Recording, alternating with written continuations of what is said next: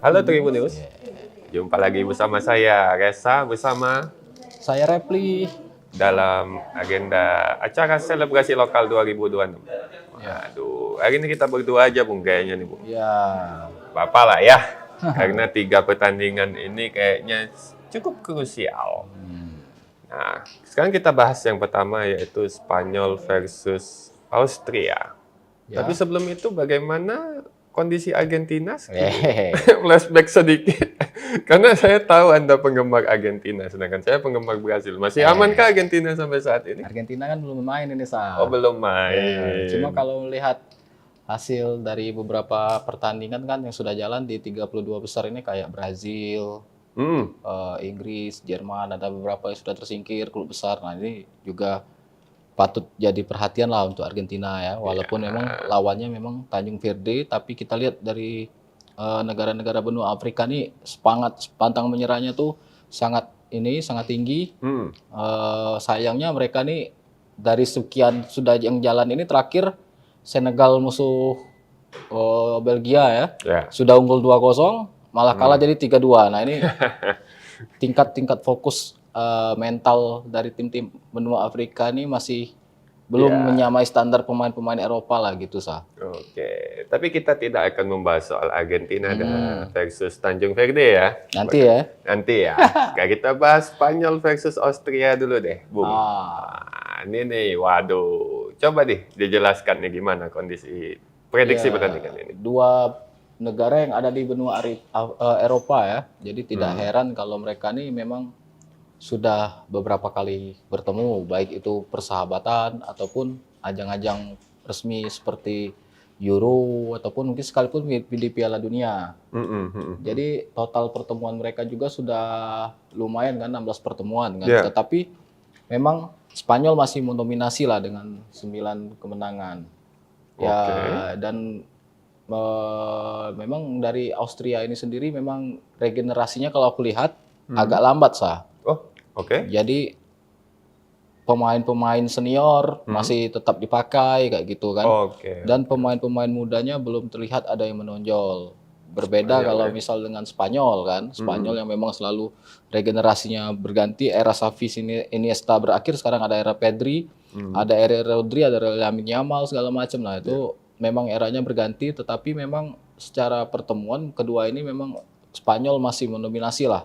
Oke, Gitu, Sa. oke. Nah, kita lihat ini. Spanyol menang 9 kali dari 16 pertemuan dengan Austria. Ini cukup apa ya? Cukup dominan lah ya kita bilang ya. Apalagi Spanyol punya tradisi yang cukup kuat di Piala Dunia terakhir. Tapi menurut Anda, sejauh mana pengaruh rekor pertemuan ini terhadap pertandingan nanti? Ya, kalau bagi dari Austria ya, itu bisa jadikan motivasi ya untuk memperbaiki rekor catatan mereka supaya tidak terlalu tertinggal dengan Spanyol ya. Oke. Tetapi juga di satu sisi menjadi semacam kayak trauma lah. Wah, ini ketemu Spanyol nih, kita kalah terus kayak gitu kan. Gitu. Apalagi mungkin beberapa pemainnya seperti David Alaba atau mungkin siapa itu kan masih pernah Arnautovic itu mungkin pernah bertemu langsung dengan tim-tim yang Spanyol ini dan juga sebagian besar pemain timnas Spanyol ini sudah berganti kayak gitu. Nah, mungkin mereka nerka-nerka lagi seperti apa permainan Spanyol nanti. Oke. Jadi memang gitu. Apa ya, Spanyol juga pasti otomatis kan kita mungkin jangan juga terlalu sombong karena sudah banyak menang dengan 9 kali dari 16 pertemuan kan. Ya. Itu berarti sudah lebih dari separuh lah ya mereka Betul. menangi pertemuan ini kan, pertandingan ini. Jadi memang rekor pertemuan ini aku pribadi menilainya memang tidak terlalu berpengaruh lah. Cuma memang dari segi mental pasti ada sedikit banyaknya ada pengaruh untuk pemain kayak gitu. Nah, Oke. Nah, itu kita sudah bahas tentang histori pertemuan. Sekarang kita bahas soal prediksi kedalaman skuad. Bisa kita lihat nih kedalaman skuad nih. Wih, racikan dari kedua pelatih kayaknya bakal sangat menentukan ya di sini ya. Ya. Tapi coba Bung jelaskan deh, gimana prediksi kekuatan skuad yang akan diturunkan oleh dua pelatih? Ya kalau itu tadi, kalau misal dari Spanyol memang lebih dari secara kedalaman skuad memang lebih dalam ya daripada Austria ya. Karena memang Austria ini bisa dikatakan winning eleven-nya itu jauh dengan yang ada di bench, di bangku Oke. cadangan seperti itu. Karena memang begitu ada satu atau dua pemainnya yang cedera dari starting line up, itu kemungkinan pelatih Ralf Rangnick ini langsung akan pusing, mau tidak mau harus berubah strategi kan. Oke. Ketimbang yang mereka sudah punya di awal pertandingan kayak gitu. Plan A-nya, plan E-nya berbeda nanti gitu kan. Nah, kalau Spanyol ya kedalaman skuadnya kita tidak ini lagi lah ya, tidak ragu lagi lah ya di lini depan, lini tengah, lini belakang itu seluruhnya sudah pemain berpengalaman walaupun usia mereka memang masih muda kayak Pau Kubarsi mungkin baru 19 tahun, tetapi pengalaman dia bermain bersama Barcelona, kemarin juga di Euro juga sudah pernah bermain. Jadi memang sudah tidak diragukan lagi walaupun memang usianya masih muda. Sementara di Austria sendiri memang ada David Alaba yang bermain di La Liga bersama Real Madrid, tetapi kan memang dia sudah tua dan mulai terpinggirkan perannya di klub, di tim nasional masih mendominasi, apalagi dia kapten memang kan. Nah, memang terutama di lini depan lah kalau aku lihat, lini depan Austria ini masih sangat sulit untuk menemukan sosok yang benar-benar target man seperti kayak Arnautovic Taufik. Arnautovic Taufik memang masih dipanggil, tetapi memang sudah jarang dimainkan karena memang usianya sudah tidak lagi muda. Dan juga mungkin dari pelatih Ralf Rangnick ini sendiri mungkin butuh ada penyegaran di lini depan Austria. Tetapi sayangnya yang dipanggil juga usianya juga sudah 30 tahun ke atas kayak gitu saja. Jadi memang regenerasi Austria ini memang sangat-sangat lambat kayak gitu. Nah, sangat sulit untuk menemukan pemain-pemain berbakat baru yang lahir kayak gitu. Gitu, Nah, itu tadi kita juga melihat ada prediksi duel di berbagai lini, terutama dari dua pemain kunci ini. Bisa Anda jelaskan itu, di lini mana yang diprediksi akan terjadi bentrokan paling keras kayaknya? Kalau kita lihat, misalnya andai kata Spanyol memainkan winger-winger mereka seperti Nico Williams dan Lamine Yamal tidak seperti saat mereka bertemu dengan Tanjung Verde. Dua pemain ini kan cadangan di laga perdana fase grup, dua pemain ini cadangan. Tetapi kan kita lihat juga nanti apakah memang dua winger ini akan dimainkan dari awal atau tidak. Kalau misalnya dua winger ini dimainkan dari awal, otomatis permainan kedua tim juga bisa jadi banyak bertarung di lini sayap Kalau Yamal dan Nico Williams memang dimainkan dari awal. Tetapi kalau misalnya dua pemain ini belum dimainkan, itu di lini tengah otomatis bakal jadi perebutan bola yang lebih banyak ya, karena memang Spanyol mengandalkan Pedri sebagai playmaker dan dibantu dengan Rodri yang jadi gelandang bertahan. Nah, jadi memang beruntungnya di Austria masih punya nama Marcel Sabitzer ini, pemain senior yang memang bisa bermain menyerang, bisa juga bermain bertahan. Dia juga dialah yang mungkin jadi bakal kunci lini tengah, jenderal lapangan lini tengah Austria untuk mematikan kreativitas si Pedri kayak gitu. Oke. Nah, kita sudah membahas pertandingan antar dua pemain kunci. Pemain kunci antar dua tim. Nah, gini nih. Sekarang kita masuk ke bagian yang cukup menarik. Prediksi Anda. Siapa sih yang bakal tersingkir? Tersingkir nih. Bukannya yang lolos ya. Oke, yang lolos juga lah. Menurut Anda, melihat kedalaman skuad dan prediksi duel-duel yang bakal terjadi di segala lini, menurut Anda, siapa yang akan lolos? Kalau kita lihat di fase grup ya, kayak di fase grup itu memang Spanyol juara grup, yang ada Tanjung Verde, ada Arab Saudi, apa lagi, Austria apa satunya ya.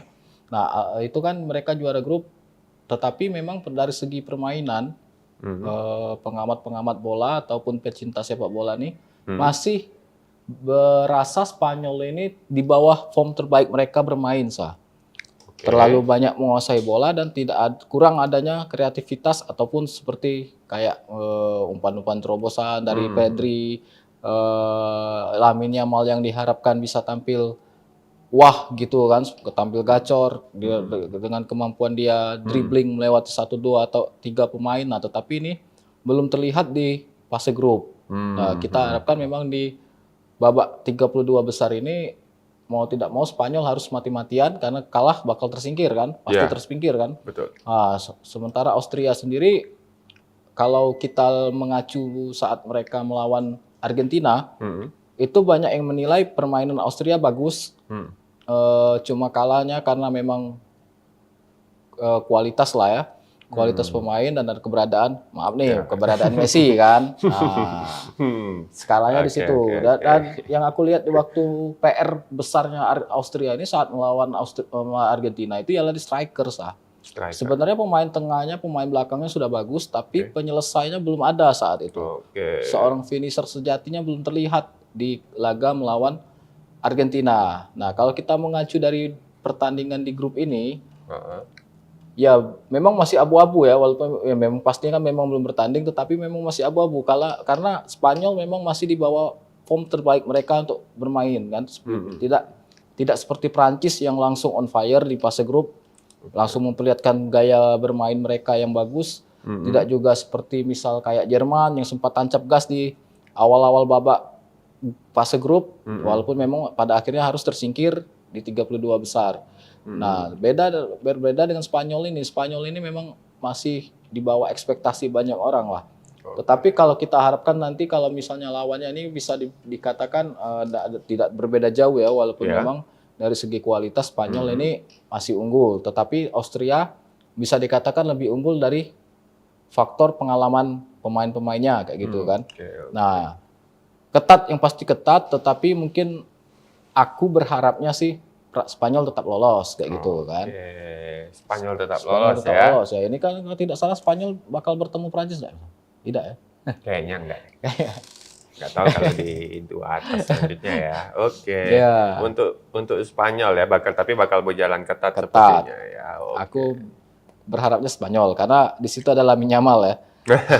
Karena Lamine Yamal sejauh ini kan belum bersinar. Bisa dikatakan seharusnya di Piala Dunia ini Lamine Yamal itu sudah harus memperlihatkan sinarnya kayak gitu nah. Di usia 18 tahun.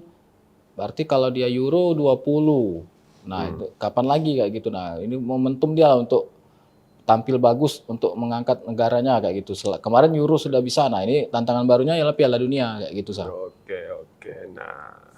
Oke, kita lihatlah nanti antara Spanyol versus Austria siapa yang akan lolos. Karena dari pertandingan ini juga akan menentukan laga-laga selanjutnya. Jadi laga ini juga patut ditunggu ya hasilnya. Akan kita saksikan pukul 2.00 waktu Indonesia Barat nanti. Nah, kali ini kita bertiga ada fans Portugal di sini. Kebetulan sekali kita akan bahas Portugal versus Kroasia. Dia muncul. Spesialis Portugal. CR7 pastinya ya. Oke, nah kita langsung aja deh. Kita Bung Play istirahat dulu. Ya tetap di sini, jangan keluar dari frame. Portugal versus Kroasia nih. Pandangan Bung Simon. Portugal versus Kroasia ini secara umum gimana nih? Oke, Bung Reza. Melihat pertandingan Portugal melawan Kroasia ini, tentu Bung Reza ini akan menjadi pertandingan yang sangat seru.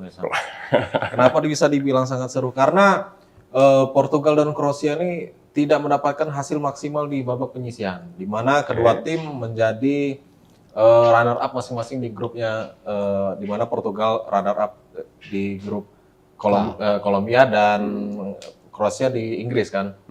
Nah, kalau melihat rekor pertemuan antara Portugal dan Kroasia, di sini tentu yang menang telak ialah Portugal, di mana dia sudah 7 kali memenangkan pertandingan dan Kroasia hanya menang 1 kali ya, sedangkan hasil imbang itu 2 kali, di mana juga di sini di 5 pertemuan terakhir juga Portugal ini yang mendominasi. Artinya apa? Artinya Portugal melawan Kroasia ini sudah ada DNA kemenangan untuk Portugal itu sendiri.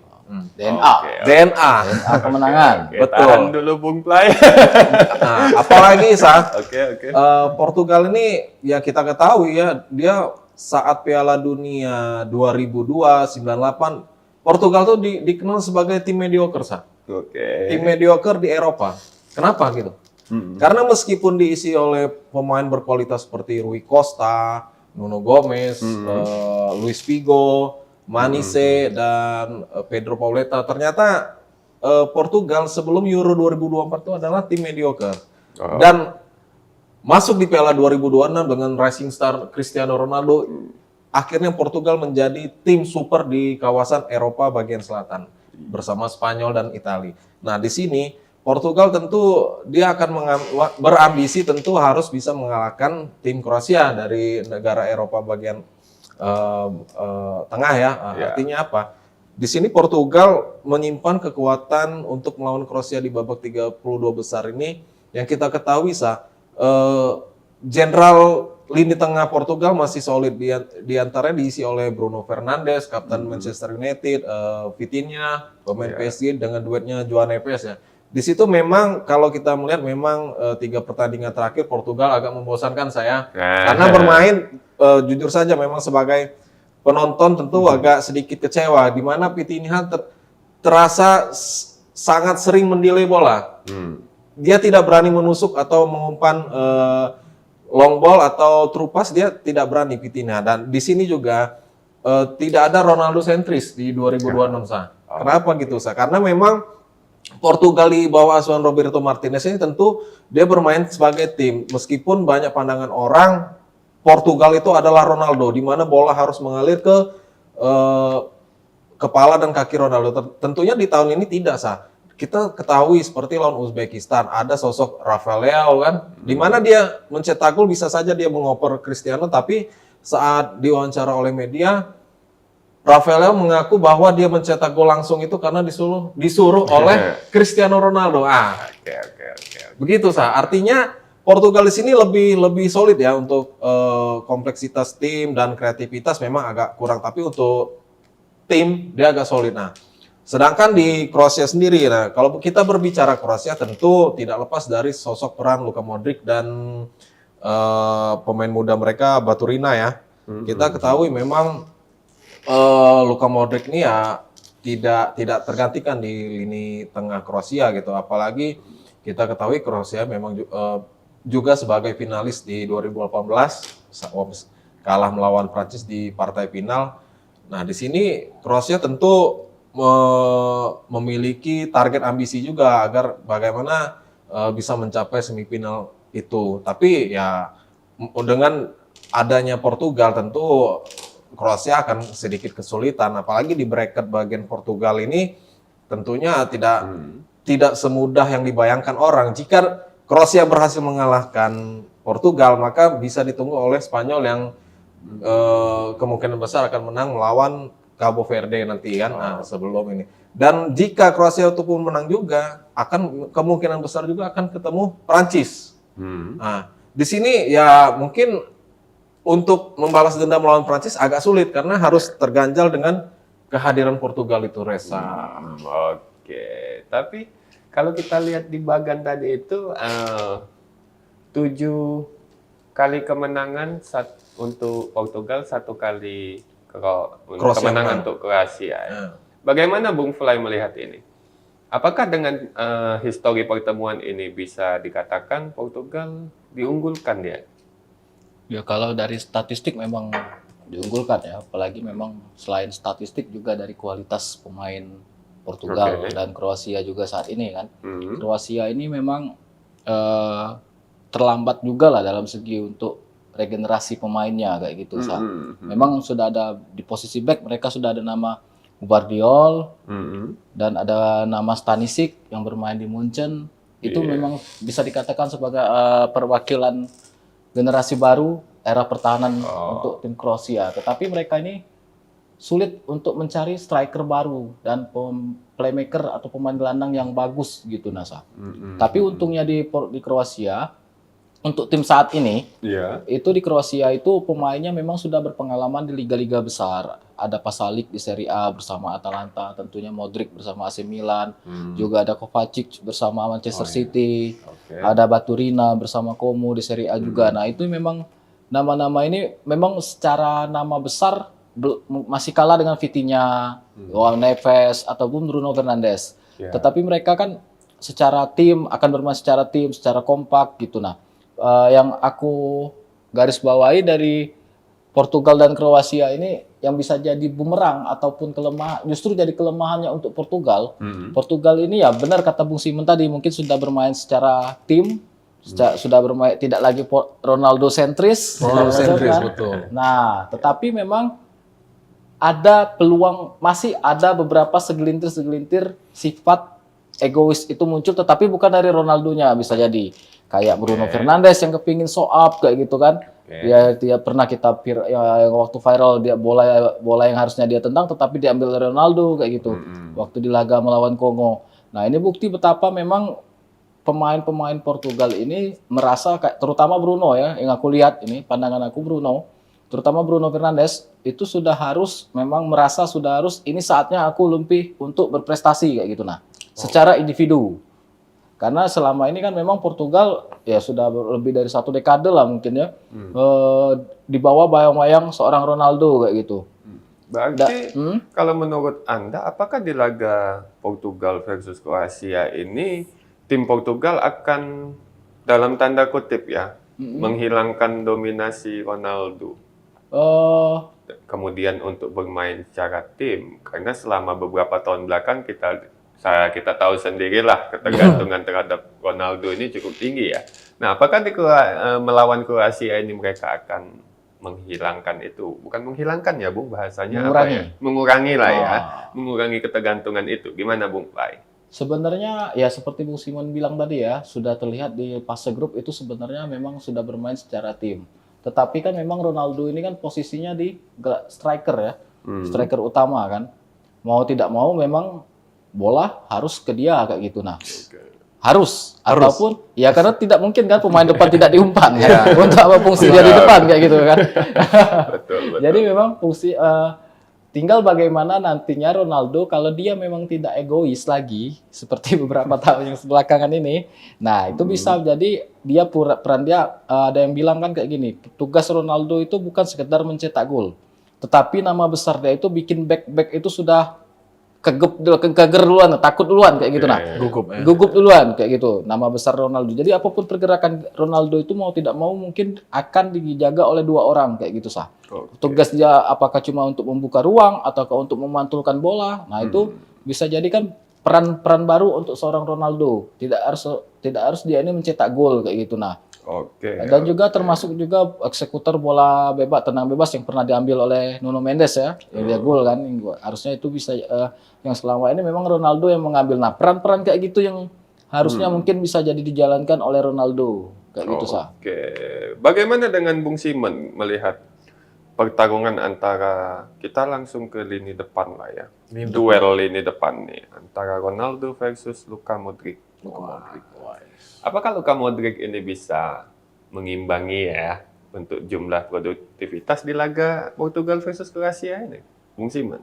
Ya, kalau berbicara pertarungan Ronaldo melawan Modric di lini tengah, tentu sepertinya bukan tugas Modric sah untuk menjaga Ronaldo. Memang bukan. Ya, artinya di sini secara kualitas tentu baik Ronaldo maupun Modric ya tentu mereka mempunyai skill yang di atas rata-rata meskipun usia mereka tidak di usia emas ya. Artinya sudah di atas 30 itu pemain bola sudah terlewat tua kan gitu.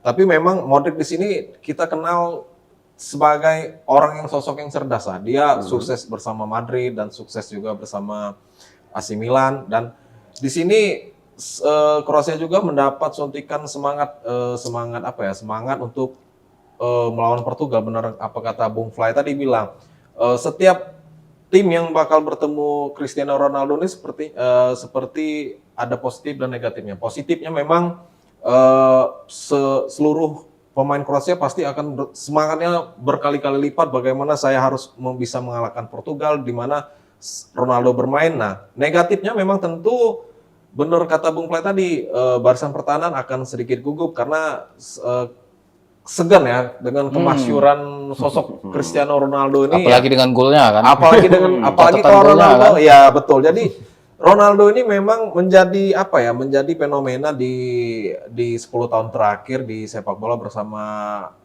Messi, ya.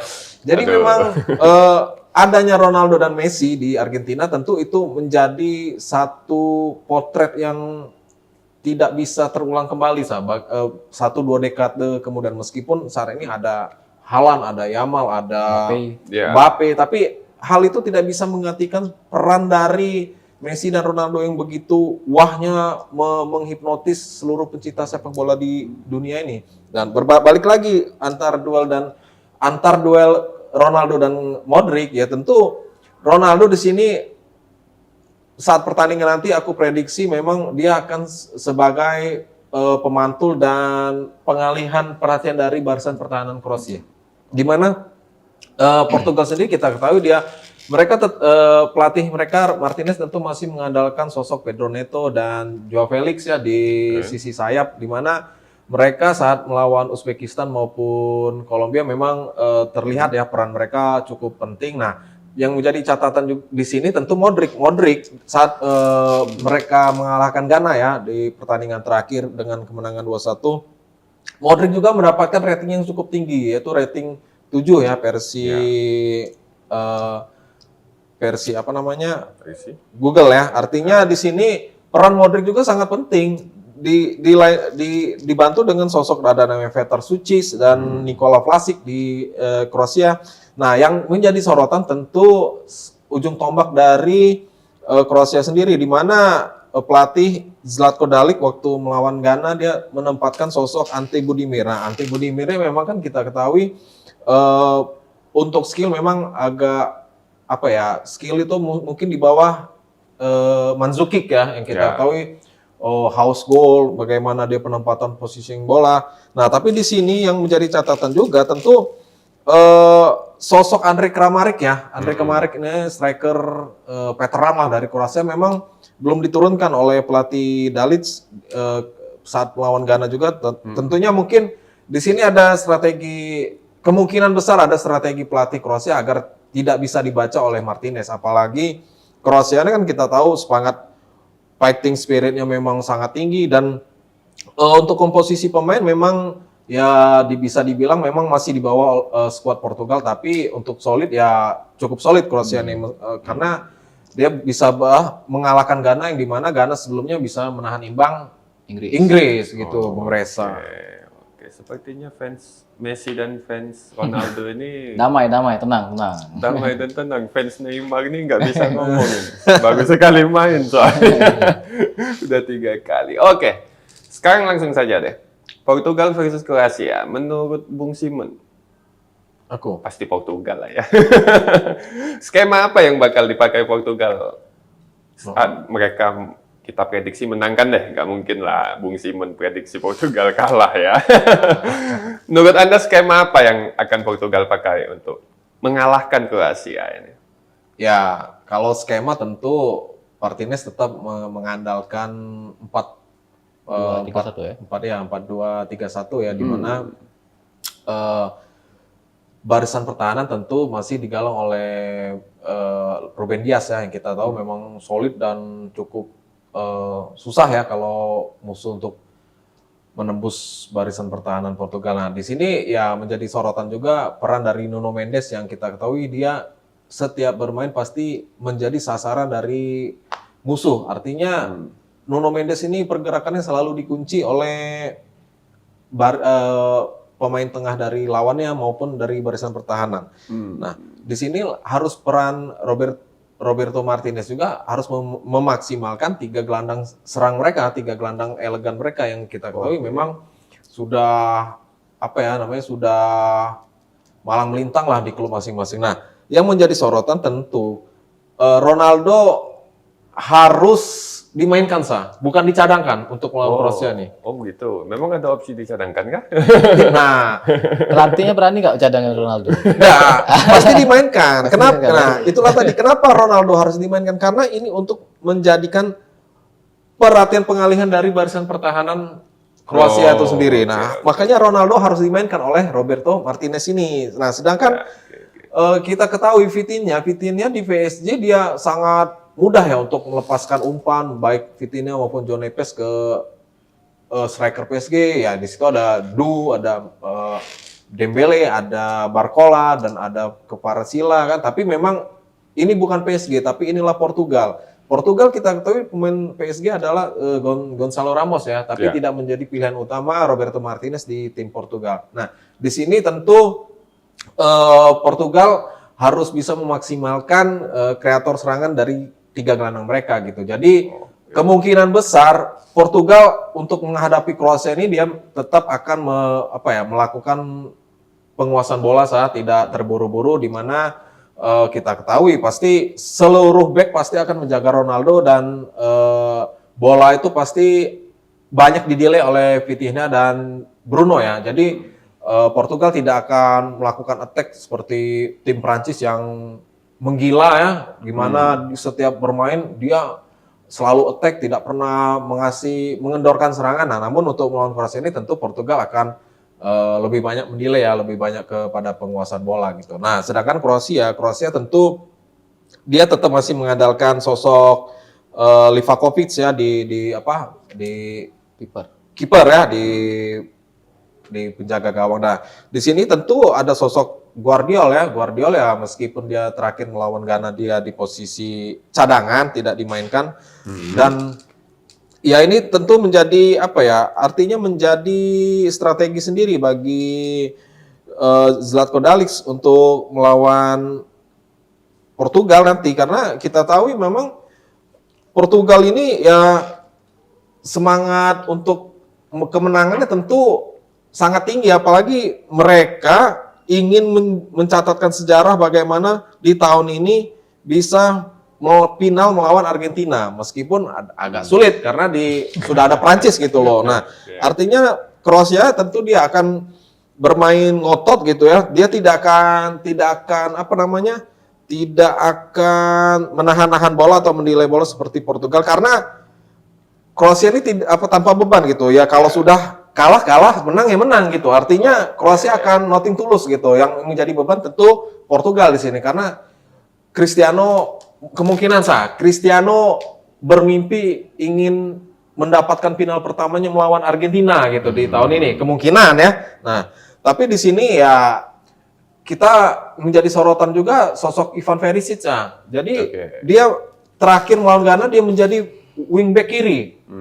Yang biasa dia main di winger, ternyata dia ditarik di barisan pertahanan. Nah, ini kan menjadi sorotan juga. Ternyata Perisic ini pemain versatile ya, bisa bermain di semua posisi. Dan di sini juga tentu kata Bung Fly tadi ada sosok Stanisic ya yang fenomenal bersama timnya. Nah, kalau untuk duet di lini tengah tentu tidak bisa dan tidak diganggu-gugat lagi ya sosok Luka Modric dan Kovacic ya di lini tengah ya. Jadi Kroasia ini memang dia kerap kali bermain dengan skema 4-2-3-1 juga hampir sama seperti Portugal, tapi terkadang mereka bermain dengan posisi 3 back, di mana Sutalo, Pongracic dan satu pemain lagi yaitu bisa Kovacic yang menjadi lini pertahanan saat melakukan penyerangan. Artinya tidak menjadi formasi 4-2-3-1 tapi bisa jadi 3-4-3 dan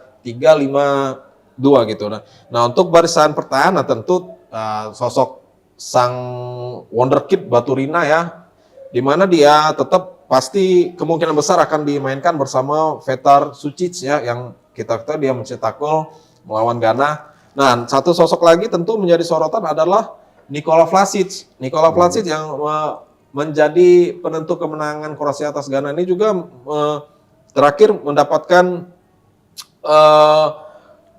dengan nilai rating 7, artinya dia sudah pakem gitu bersama tim Kroasia ini. Dan tentunya untuk di lini depan ya kemungkinan besar Ante Budimir tetap akan dipilih oleh pelatih Zlatko Dalic ini sah.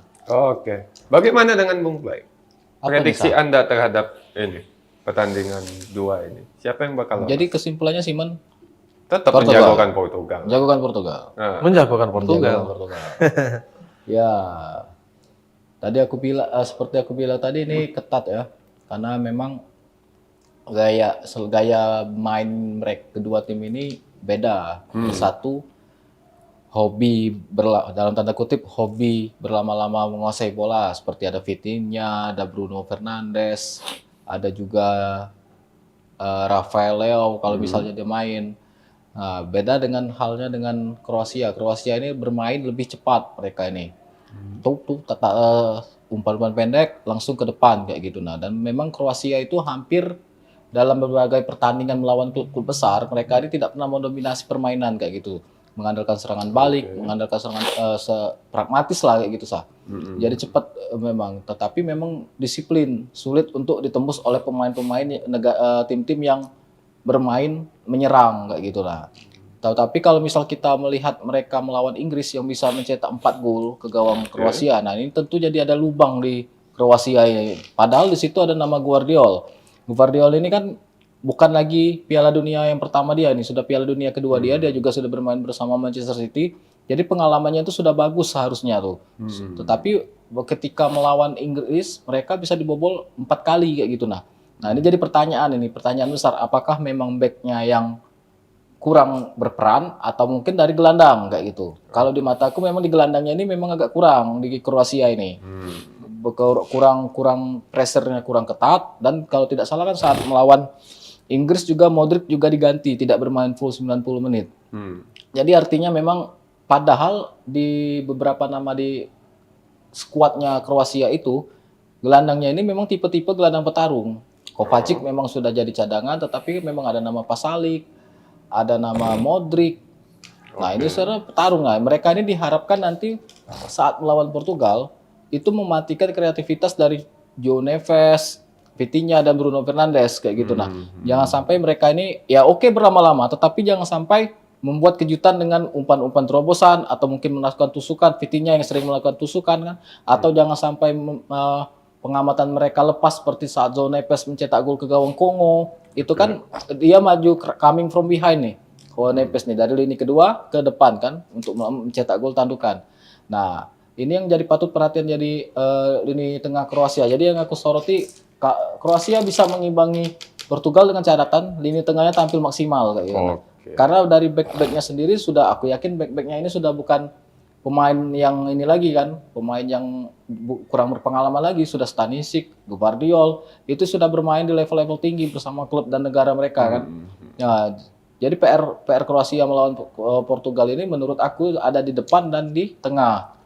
Kalau misalnya dua problem ini mereka bisa atasi di laga pertandingan melawan Portugal nanti, pertandingannya bakal ketat dan bisa jadi berakhir ke adu penalti sah. Adu penalti. Adu penalti. Kalau misal adu penalti ya tentu Kroasia yang menang. Ya kadang tahu Livakovic ini jago menepis tendangan penalti. Spesialis penalti. Tendangan penalti. Kalau penalti udah 50-50 ya. Tetapi fans Ronaldo. Kalau misalnya mereka 90 menit atau misal sampai di luar pertandingan ini tidak sampai ke babak adu penalti, Portugal bisa menang. Tetapi kalau berakhir ke adu penalti, mungkin Kroasia yang bakal lebih beruntung lah. Gitu, Sah.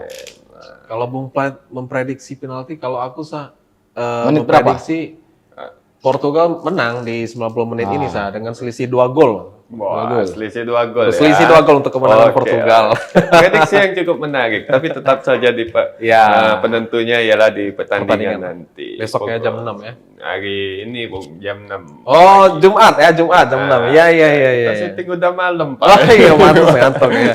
Ngopi dulu. Ngopi dulu, Pak. Oke. Berarti Portugal ini jadi juara Sah? Jangan ngomong gitu di depan bola itu bundak, Pak. Okay. Tapi Bung Pla ingin Portugal lawan Argentina di final. Mudah-mudahan lah ya, walaupun peluangnya cukup berat. Ada Kroasia dulu lah. Ada berhasil nih Mas ini. Ada berhasil nih. Oke, kita tinggalin Portugal versus Kroasia. Sekarang kita berlanjut ke Swiss versus Aljazair. Berat ini. Cukup berat. Kita ke Bung Play deh. Gimana Anda melihat dua pertandingan ini? Ya, ini kejutan ya. Dua-dua tim ini kejutan lah. Bisa 32 besar, terutama Aljazair lah ya. Tapi memang kalau melihat dari skuad yang mereka miliki saat ini di timnas Aljazair ini sebenarnya bisa dikatakan mereka layak lah untuk di babak 32 besar. Apalagi kan di grup kemarin mereka bersama Argentina, Arab Saudi, dan Jordania kan. Nah, Jadi kemungkinan apalagi dengan Piala Dunia tahun ini ada peluang peringkat 3 terbaik lolos. Jadi memang melihat perjalanan Aljazair bisa sampai ke babak 32 besar ini layak lah. Oke, Karena di situ ada pesaing mereka, ada Jordania bisa mereka kalahkan kan.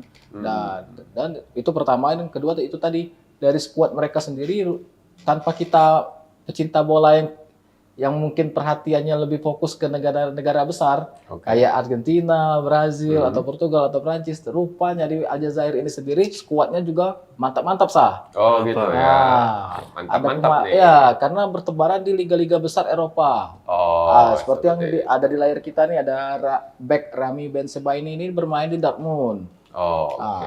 Dia nih ada yang pernah bermain di Liga Prancis, Hossam Aouar yang memang jarang bermain, belum dikasih kesempatan dari bangku cadangan bermain, itu pernah bermain bersama Lyon di Liga Prancis.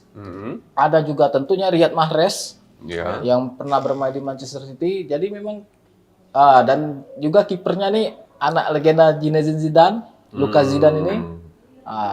Memang Aljazair tanpa kita terutama aku tanpa aku sadari rupanya memang skuadnya memang selain juga bagus lah, cuma sudah bagus lah untuk di Piala Dunia ini, karena tadi ada juga yang pemain-pemain muda yang rupanya di klub juga sudah jadi perhatian kan, sudah jadi andalan di level klub kayak gitu. Jadi Aljazair bisa masuk ke 32 besar dengan sistem Piala Dunia yang seperti sekarang sudah layak lah, sudah sepatutnya. Sementara kalau Swiss ini memang seperti Austria, seperti Skotlandia, ini memang selalu jadi kuda hitam. Mereka ini memang pemainnya secara menyeluruh, komposisi pemain itu bermain di liga-liga besar Eropa. Kalau kaptennya Granit Xhaka, ada Brel Embolo di striker. Dulu kipernya kan Kobal dulu zamannya Sommer ya. Swiss ini pernah juga mengalahkan Prancis kalau salah kan? Di Euro kalau tidak salah. Euro. Ada penalti kalau salah waktu itu. Betul. Nah, Swiss ini memang salah satu kuda hitam lah. Kalau kita bicara, jangan dulu ke Piala Dunia, ke Euro, di Piala Eropa sendiri, di benua Eropa sendiri, Swiss ini kuda hitam. Karena memang pemainnya sudah banyak bertebaran di mana-mana di Liga Eropa itu. Tapi balik-balik lagi ke regenerasi, balik-balik ke regenerasi. Mereka ini kesulitan untuk menemukan pemain-pemain berbakat di era sekarang atau mungkin di era beberapa tahun ke depan. Jadi memang PR besarnya sepak bolanya Swiss ini, petinggi sepak bola Swiss ini, bagaimana menemukan komposisi yang pas, atau paling tidak ada 6 atau 5 pemain yang bisa jadi mendominasi di skuad mereka gitu untuk proyeksi ke masa depan.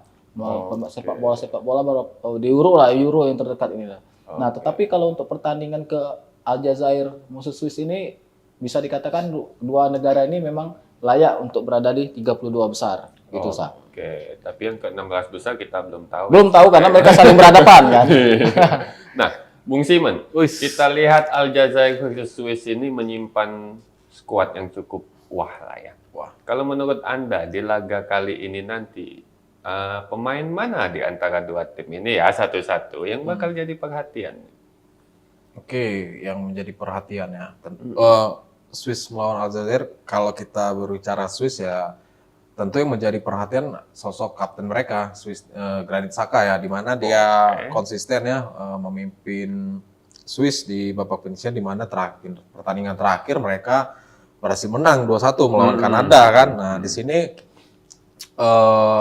peran Granit Xhaka yang menjadi sorotan penuh untuk pertandingan lawan Aljazair nanti ya. Selain Granit Xhaka tentu ada sosok Ruben Vargas ya. Ruben Vargas ini pemain keturunan. Nah, ini juga menarik, Swiss ini memang banyak pemain naturalisasinya, dari kiper sampai striker itu hampir banyak pemain keturunan.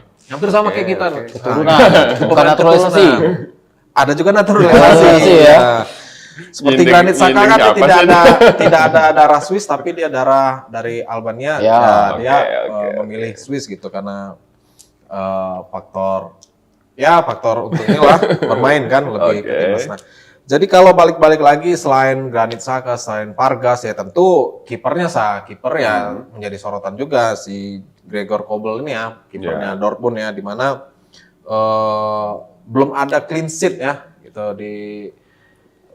di Piala Dunia ini ya itu menjadi sorotan juga. Tentu yang Swiss ini memang bermain kalau dia dibilang negatif football ya tidak juga sih karena Oke. memang Swiss ini lebih kepada ball possession ya, hampir ke setiap tim Eropa, negara Eropa memang bermain lebih banyak ball possession ya, kan seperti Portugal, Spanyol.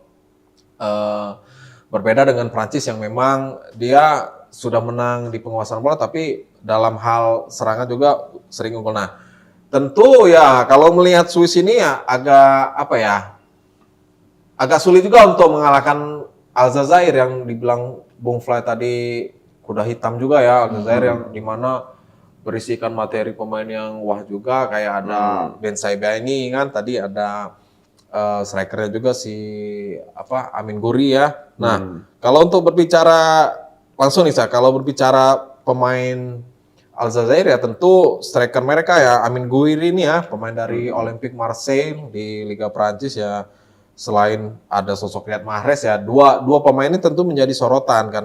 Dan yang lucu lagi memang di sini banyak penonton bola tuh kecewa dengan sosok Luka Zidane ya, yang tidak perform lah ya. Apalagi pertandingan pertama dia melawan Argentina terlihat 2 gol Messi ke 3 gol Messi ke gawang Luka Zidane ya. Tentu ini membuat drop artinya meskipun ayahnya pemilik nama besar di era sepak bola 98 tapi tidak harus anaknya hebat tidak gitu. Nah, artinya ya Aljazair tentu akan mati-matian juga untuk melawan Swiss nanti dan pertandingan ini bakal alot ya karena mereka mungkin ya hampir sama lah seperti Kroasia baik Swiss maupun Aljazair ya mereka nothing tulus lah. Lolos ke babak 32 besar saja sudah menjadi prestasi bagi Swiss dan Aljazair.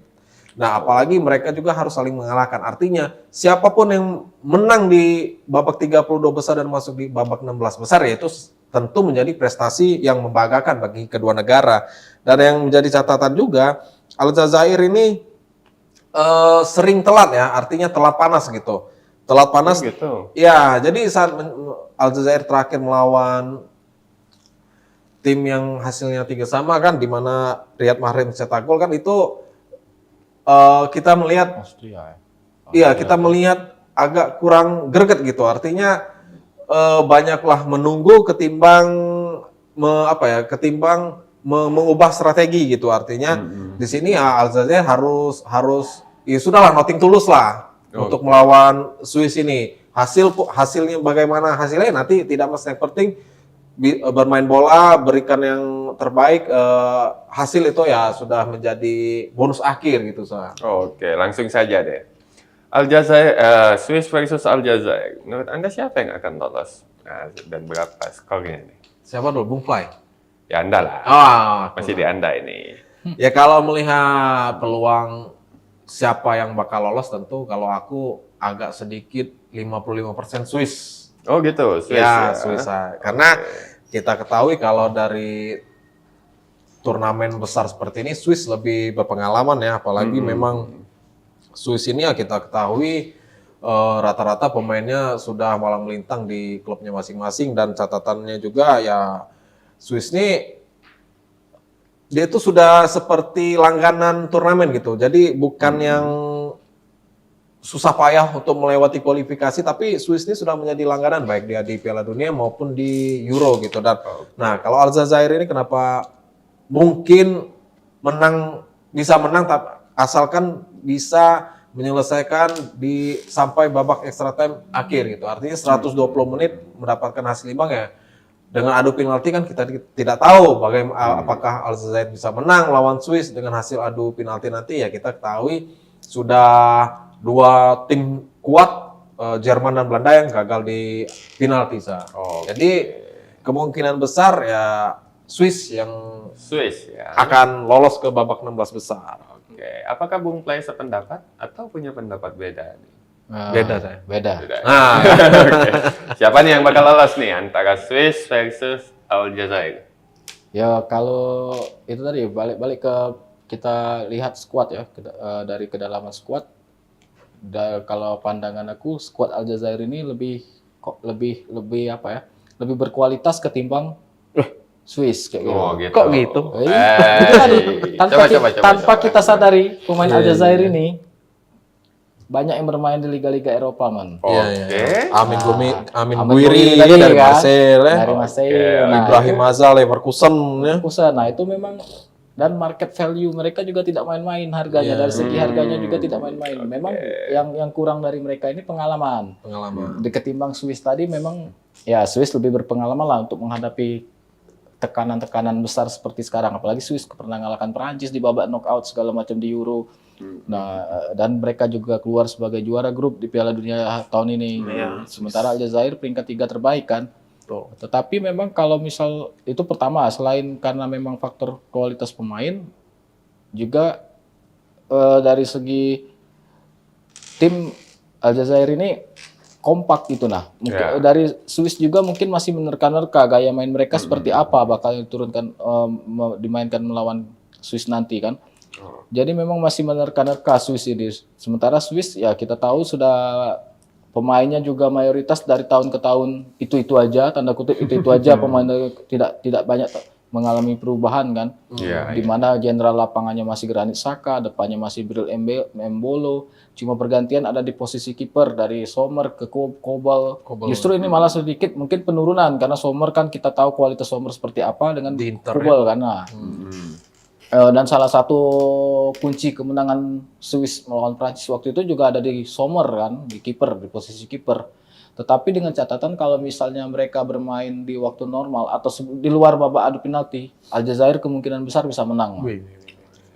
Aku ya, ini favorit ya, bukan prediksi, memfavoritkan Aljazair bisa menang kayak gitu sah. Soalnya di sini kalau kata Bung Simon tadi nothing to lose. Karena kedua-duanya memang sama-sama sudah tidak mungkin mengejutkan bisa lolos ke fase knockout ini. Kalau bagi aku Aljazair ini harus jadi beban, harus jadi tekanan untuk mereka bagaimana mereka harus lolos. Karena kapan lagi bisa lolos ke babak knockout pertama, kedua, kapan lagi bisa menghadapi lawan yang secara di atas kertas kualitasnya tidak jauh berbeda, bukan sekedar Prancis, Argentina atau Brazil ketemu di babak knockout. Jadi ini kesempatan lah bagi Aljazair untuk bisa melangkah lebih jauh lagi lah di piala sebesar Piala Dunia ini. Cuma catatannya gini, kalau kita melihat beberapa klub Afrika yang sudah bermain di babak 32 besar, ada Kongo, ada Pantai Gading, Senegal. Ini mayoritas mereka ini kekurangan fokus di babak-babak akhir sah. Menit-menit akhir. Senegal yang lebih heboh sudah unggul 2-0 jadi kalah 3-2 kan. Nah, Inggris juga, Kongo juga gitu, sudah unggul 1-0, jadi kalah 2-1. Nah, jadi PR besar lah bagaimana tim-tim Afrika ini, terutama Aljazair mungkin sudah melihat rekan-rekan senegaranya, satu benuanya kalah seperti apa kan. Nah, itu jadi pelajaran kalau terlebih-lebih nanti mereka bisa unggul terlebih dahulu kayak gitu kan. Tapi dibalas Swiss nanti. Itu harusnya jadi pelajaran. Jadi jangan teledor, jangan kendor sampai menit akhir lah, begitulah. Itu sah. Oke. Sepertinya Swiss versus Aljazair ini mungkin di atas kertas setara lah ya kita sebut ya. Bisa setara. Ini ya dengan skuad mewahnya. Kata Bung Play tadi seimbang. Dengan Swiss yang punya tradisi Piala Dunia yang cukup kuat seperti itu. Tapi itu berarti pertandingan Swiss versus Aljazair nanti patut ditunggu lah ya. Patut ditonton. Jangan ditunggu, ditonton harus. Jam berapa sama? Itu pukul 10 pagi nanti. Waduh. 10 ya. Kita sip malam semua ini, habis bangun pagi nontonnya ini. Tapi nggak apa-apa lah. Untuk para penggemar mungkin punya ini persepsi yang pandangan dan berbeda lah ya. Tapi itu tadi kita sudah mendengar pandangan dari analis muda kita nih, ya yang sangat menguasai dunia bola internasional, bola dunia dan akhirat terutama. Oke, kita sudah sampai di penghujung acara kali ini. Mudah-mudahan prediksi ini jadi apa ya? Semacam pandangan baru ya. Informatif hiburan. Informatif lah ya, oke.